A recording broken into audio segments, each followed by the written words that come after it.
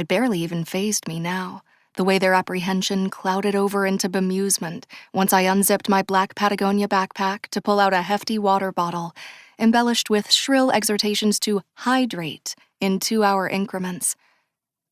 Then came the parade of apple juice boxes, more appropriate for a middle schooler's backpack, followed by strawberry Pedialyte, just in case the ritual threw my electrolytes too far out of whack. And as a last resort, those miniature liquor nips you found tucked away in hotel room minibars like guilty secrets. Those didn't exactly help with the thirst, but with some of the nastier specimens I came across, nothing burned away the shitty aftertaste quite like a slug of wild turkey tossed back sharp. But today, the client's unusual composure was throwing me. When I'd arrived at the Arcane Emporium and drawn back the burgundy velvet curtain that veiled this divination enclosure, secluding it from the rest of the occult store and the series of identical nooks on either side, she'd been sitting across the table from Amrita in a posture I knew well, head bowed, tendons standing out like steel cables in her neck, thin hands clasped on the tabletop so tightly the knuckles had paled into skeletal knobs. Fear made flesh. Yet the appraising glance she'd shot me when I slipped in, a keenly scrutinizing sweep of my entire person, had been shrouded by only the faintest film of uncertainty. Nothing like my normal clients.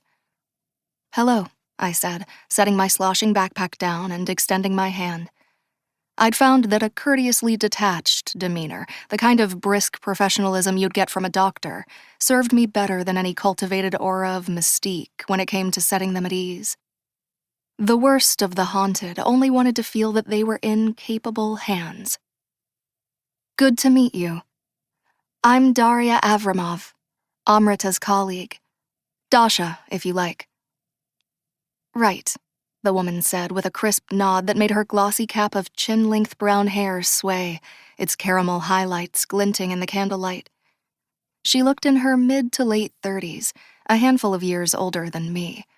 Not my type, but a fresh-faced pretty, with the kind of dewy skin that meant either excellent genes or the budget for premium skincare and cosmetic intervention. Her handshake was cool but surprisingly firm. I was accustomed to a much clammier and more tremulous greeting experience.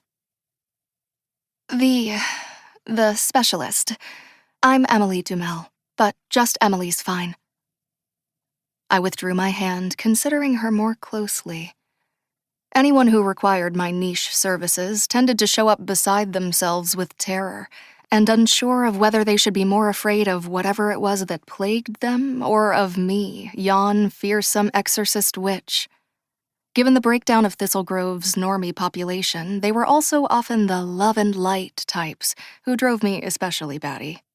The low-effort, high-commitment kind who outsourced their chakra cleansings and flung indiscriminate amounts of money at the spiritual life coaches they invariably found through social media. Alas, this insufferable subgroup came with the territory. Many Thistle Grove transplants were drawn here by the allure of living in a town steeped in witchy history, as if the act of paying property taxes in a place ostensibly founded by 4 witch families might awaken some dormant psychic talents of their own. Even the Arcane Emporium's signature herb and incense scent wasn't enough to mask the patchouli they seemed to emanate aspirationally rather than physically.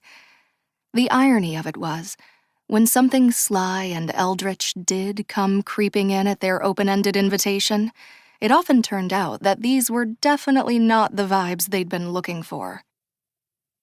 That was when they came running to Avramov diviners at the Arcane Emporium, the only game in town that cut their teeth on shadows, specialized in dealing with manifestations from the other side of the veil.